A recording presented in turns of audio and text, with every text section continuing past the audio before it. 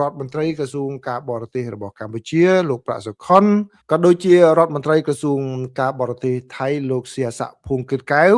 បានធ្វើដំណើរទៅកំពុងតែធ្វើដំណើរទៅប្រទេសទៅសហរដ្ឋអាមេរិកទៅចូលរួមកិច្ចប្រជុំក្រុមប្រឹក្សាសន្តិសុខរបស់អង្គការសហប្រជាជាតិដែលជាកិច្ចប្រជុំចំហដែលពេលនេះគឺប្រធាននឹងគឺប្រទេសចិនជាប្រធានហើយបានអញ្ជើញបាទហើយទាំងកម្ពុជាទាំងថៃនឹងធ្វើដំណើរទៅក៏ប៉ុន្តែមុននឹងធ្វើដំណើរទៅនឹងគឺលោកសៀស័កភួងគិតកែវរដ្ឋមន្ត្រីក្រសួងការបរទេសថៃនឹងបានចេញសេចក្តីអត្ថាធិប្បាយមួយជាមួយនឹងក្រុមអ្នកសារព័ត៌មានដោយបើយោងតាមកាសែត The Nation ថាគាត់ទទូចឲ្យកម្ពុជានឹងបញ្ឈប់ការវាយប្រហារប្រទេសថៃនៅឯក្រុមប្រឹក្សាសន្តិសុខរបស់អង្គការសហប្រជាជាតិបាទតើការវាយប្រហារយ៉ាងម៉េចខ្ញុំនឹងជម្រាបជូននៅក្នុងព័ត៌មាននេះបាទបើយោងតាមសេចក្តីរាយការណ៍របស់សារព័ត៌មាន The Nation របស់ថៃគឺឧបនាយករដ្ឋមន្ត្រីនិងជារដ្ឋមន្ត្រីក្រសួងការបរទេសថៃគឺលោកសៀស័កភួងគិតកែវនឹងគាត់បានទទូចណាឲ្យកម្ពុជានឹងឈប់ប្រើប្រាស់នៅរាល់វេទិកាអន្តរជាតិទាំងឡាយដើម្បីបើកការវាយប្រហារទៅលើប្រទេសថៃទៅដែលលោកប្រមានថាចំណាត់ការបែបនេះគឺអាចធ្វើឲ្យខូចខាតទៅដល់កិច្ចខិតខំប្រឹងប្រែងនាពេលថ្មីៗនេះដោយមេដឹកនាំនៃប្រទេសទាំងពីរនៅក្នុងការកសាងទំនុកចិត្តនិងធ្វើឲ្យទំនាក់ទំនងកាន់តែប្រសើរឡើងវិញលោកសៀស័កភួងគិតកែវបាននិយាយបែបនេះនៅថ្ងៃអាទិត្យទី24ខែឧសភានេះបាទដោយបានបំពេញបញ្ចប់បេសកកម្មរបស់លោកជាមួយនឹងនាយករដ្ឋមន្ត្រីថៃគឺលោកអនុทิនឆាន់វីរគុលនៅក្នុងអំឡុងពេលដំណើរទស្សនកិច្ចជាផ្លូវការនៅប្រទេសបារាំងដោយលោកសៀស័កបាននិយាយថាគឺលោកនឹងធ្វើដំណើរទៅទីក្រុងញូវយ៉កតាមការអញ្ជើញរបស់ខាង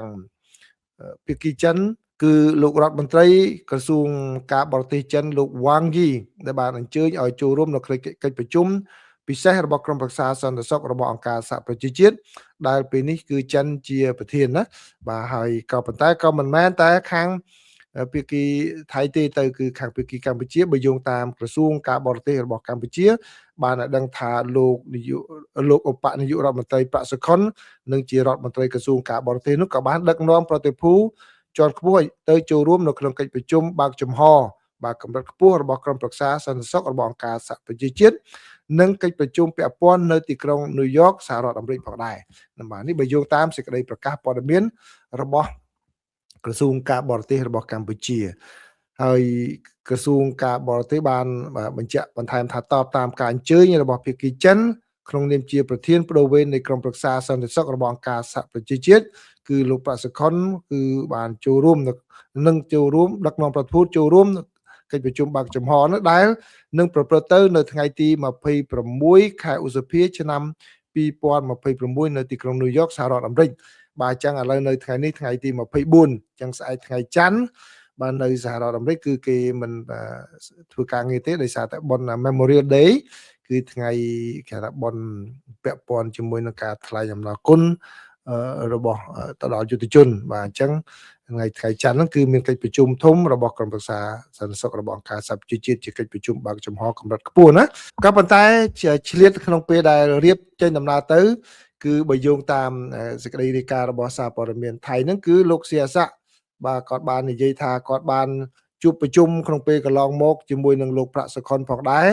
បាទដែលក្នុងពេលនោះគឺគាត់បានប្រជុំជាតាមទូរស័ព្ទណាក្នុងសារព័ត៌មាននេះមិនបានបញ្ជាក់ទេប៉ុន្តែគឺបានសន្ទនាគ្នាជាមួយនឹងលោកប្រាក់សុខុនដោយបាននិយាយតាមបន្ថែមទៀតអំពីថាតើទិសដៅទៅធ្វើយ៉ាងណាបន្ទាប់ពីមានកិច្ចប្រជុំរវាងមេដឹកនាំទាំងពីរគឺលោកនាយករដ្ឋមន្ត្រីកម្ពុជាលោកហ៊ុនម៉ាណែតជាមួយនឹងលោកនាយករដ្ឋមន្ត្រីនៃប្រទេសថៃគឺលោកអនុทินបាទដែលបានប្រជុំគ្នាក្នុងអំឡុងពេលកិច្ចប្រជុំកំពូលនៅអាស៊ានបាទនៅក្នុងទីក្រុងនៅកោះសេប៊ូកាលពីថ្ងៃទី7ខែឧសភាបាទដូច្នេះបានន័យថាគឺថៃបានបញ្ជាក់ថាគឺមានក្រោយពីមេដឹកនាំទាំងពីរបានជួបប្រជុំមកគឺបានសន្ទនាគ្នាជាមួយនឹងថ្នាក់រដ្ឋមន្ត្រីក្រសួងការបរទេសដែលបានតាមផែនការគឺឲ្យមានរៀបចំអំពីការងារលម្អិតត្រូវធ្វើយ៉ាងណាដើម្បីបន្ធូរបន្ថយនៅភាពតានតឹងវិលមករកដំណោះស្រាយដោយសន្តិវិធីរវាងប្រទេសទាំងពីរ ហើយលោកសៀស័កបានជាឱកាសនេះជម្រាបទៅដល់ខាងអ្នកសារព័ត៌មានថាបើយោងតាមលោកសៀស័កគាត់លើកឡើងហ្នឹងគឺបើមេដឹកនាំទាំងពីរគឺបានព្រមព្រៀងគ្នាក្នុងការកសាងនៅបរិយាកាសបាទដែលមានលក្ខណៈស្ថាបនាក្នុងការធ្វើឲ្យទំនាក់ទំនងនៃ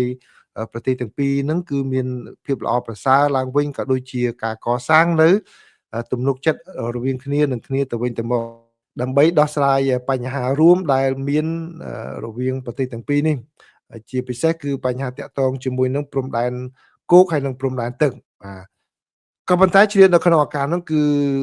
ពេលដែលជម្រាបទៅដល់អ្នកសារព័ត៌មានហ្នឹងលោកសៀស័កគាត់បានសម្ដែងនៅការព្រួយបារម្ភយ៉ាងខ្លាំងចំពោះការជំហរនាពេលចុងក្រោយនេះរបស់កម្ពុជាដោយបាននិយាយថាវាមិនបានស៊ីសង្វាក់គ្នាជាមួយនឹងអ្វីដែលមេដឹកនាំទាំងពីរបានព្រមព្រៀងយល់ស្របគ្នានោះទេបាទតើកម្ពុជាបានថ្លែងយ៉ាងម៉េចបានជាថៃគាត់មានការចោទប្រកាន់មកលើភាគីកម្ពុជាយ៉ាងនេះខ្ញុំបានទៅចូលទៅមើលនៅក្នុង Facebook របស់ខាងថាស្ថានបេសកកម្មអចិន្ត្រៃយ៍របស់កម្ពុជាបាទគឺបើយោងតាម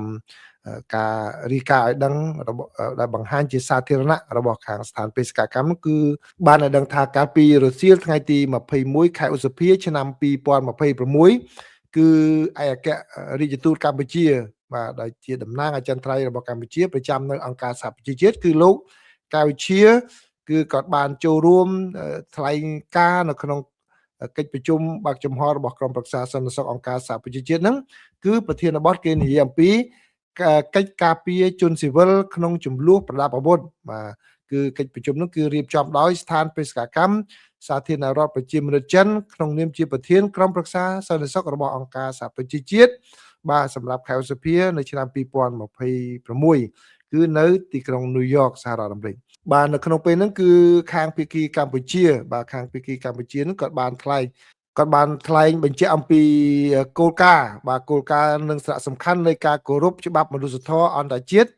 និងកិច្ចការពារជនស៊ីវិលនៅក្នុងគ្រប់ចំនួនប្រដាប់អាវុធបាទក្នុងពេលហ្នឹងគឺលោកបានជម្រាបជូនដល់កិច្ចប្រជុំថាអំពីការរំលោភច្បាប់មនុស្សធម៌អន្តរជាតិដែលកំពុងកើតមាននៅតំបន់ជាច្រើននៅលើពិភពលោករួមទាំងនៅតំបន់អាស៊ីអាគ្នេយ៍ហើយបានសង្កត់ធ្ងន់ថា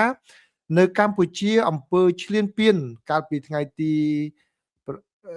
ខែកក្កដានិងខែធ្នូឆ្នាំ2025បានបង្កផលវិបាកមនុស្សធម៌យ៉ាងធ្ងន់ធ្ងរដែលក្នុងនោះជនស៊ីវិលកម្ពុជាប្រមាណ649,000 នាក់បានរត់ភៀសសឹកហេដ្ឋារចនាសម្ព័ន្ធជាច្រើនត្រូវបានបំផ្លាញហើយប្រាសាទព្រះវិហារដែលជាបេតិកភណ្ឌពិភពលោករបស់អង្គការ UNESCO បានរងការខូចខាតយ៉ាងធ្ងន់ធ្ងរបាទនេះគឺជាអ្វីដែលខាងភាគីកម្ពុជាបានថ្លែងនៅឯអង្គការសហប្រជាជាតិកាលពីថ្ងៃទី21ហើយបានផ្សាយតាមទំព័រ Facebook របស់ស្ថានបេសកកម្មណាដែលខ្ញុំដកស្រង់មកជម្រាបជូនប្រិមិត្តហើយដែលធ្វើឲ្យភាគីថៃជាពិសេសគឺរដ្ឋមន្ត្រីក្រសួងការបរទេសថៃនឹងសម្ដែងនៅការខឹងហើយតវ៉ាបាទគឺបីសូមបើកវងកញ្ចក់បន្តិចណាបាទបើតាមខ្លឹមសារនេះគឺអត់មានអ្វីខុសនឹងអ្វីដែលបានកើតមានឡើងទេគ្រាន់តែកម្ពុជាទៅតែលើកឡើងអំពីបញ្ហានេះនៅឯអង្គការសហប្រជាជាតិបាទសូមបិទវងកញ្ចក់មកវិញបាទដូច្នេះទៅកាសែតថៃក៏បានរាយការណ៍បន្ថែមថាលោកសៀស័កបាននិយាយថាអ្វីដែលលោកកៅជាបានលើកឡើងកាលពីថ្ងៃទី26ហ្នឹងគឺបានន័យថាជាការមួយចោទប្រកាន់ប្រទេសថៃណាជាការមួយចោទប្រកាន់ប្រទេសថៃបានចូលឈ្លានពានទៅលើទឹកដីរបស់កម្ពុជាហើយបាននិយាយអំពីផលប៉ះពាល់ហ្នឹងអញ្ចឹងគឺលោកសៀស័កក៏ថាអត្ថាធិប្បាយបែបហ្នឹងបាទឬក៏គាត់នៅក្នុងកាសែតថៃគាត់ប្រើពាក្យ conduct ទៅមក conduct ហ្នឹងគឺបើទៅដូចថាអេរិយាបថបែបនេះបាទគឺជាការមួយដើរផ្ទុយគ្នាជាមួយនឹងសេចក្តីប្រកាសរួមដែលបានចេញកាលពីថ្ងៃទី27ខែធ្នូឆ្នាំ2025បាទកាសែតថៃគាត់ទៅសេខុសក៏ដាក់ថ្ងៃ28ណាថ្ងៃ28ក៏ប៉ុន្តែការពិតថ្ងៃ27ខែធ្នូឆ្នាំ2025ដែលបានព្រមព្រៀងរវាងភាគីទាំងពីរក្នុងការដោះស្រាយបញ្ហាដោយការសន្ទនាគ្នាផ្ទៃក្នុងហើយនឹងជៀសវាងការបង្កើននៅបញ្ហាទ្វេភាគីនេះនៅលើវេទិកាឆាកអន្តរជាតិបាទអញ្ចឹងលោក សៀសភូមិកិច្ចការគាត់លើកឡើងពីបញ្ហានេះហើយបើយោងតាមប្រសាសន៍ផ្ទាល់របស់លោកសៀសហើយត្រូវបានសារព័ត៌មានដកស្រង់ក៏ថាមកដល់ចំណុចនេះគឺយើងត្រូវការនិយាយរកគ្នាទៅវិញទៅមកដោយសុទ្ធចិត្តហើយប្រទេសថៃគឺបានយល់ថាការដោះស្រាយនានាដែលបានធ្វើឡើងដោយមេដឹកនាំទាំងពីរនៃប្រទេសទាំងពីរគឺបាននិយាយស្រេចរួចហើយបញ្ជាក់អំពីចេតនានេះហើយដូច្នេះមិនគួរណាយកករណីនេះដោយនិយាយអ្វីផ្សេងទៀតដូចថានិយាយបែបនេះហើយទៅធ្វើផ្សេងពីនោះទេបាទហើយលោកភូមិកិច្ចការបានបន្ថែមថាយើងត្រូវការសម្លឹងទៅខាងមុខទៀតដែលគឺបញ្ហាអ្វីដែលជាការព្រួយបារម្ភដែលបានលើកឡើងនេះហើយលោកថាលោកសង្ឃឹមថាខាងភាគីកម្ពុជានឹងផ្លាស់ប្ដូរនៅទិសដៅនៃការប្រើប្រាស់វេទិការបស់ខ្លួនហើយសម្លឹងទៅអនាគតដោយធ្វើការងារជាមួយនឹងប្រទេសថៃដើម្បីបង្កើតនៅបរិយាកាសមួយដែល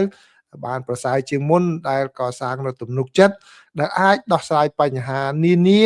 ហើយនឹងគឺធ្វើឲ្យវាមានភាពងាយស្រួលណាក្នុងការដោះស្រាយបញ្ហាកុំបង្កការលំបាកដែលมันអាចដោះស្រាយពីព្រោះបញ្ហាដែលកើតមានឡើងនេះវាមិនងាយដោះស្រាយបានក្នុងរយៈពេលមួយថ្ងៃទេគឺត្រូវការពេលវេលាហើយនឹងត្រូវការការចរចានឹងជាច្រើនជុំផងដែរ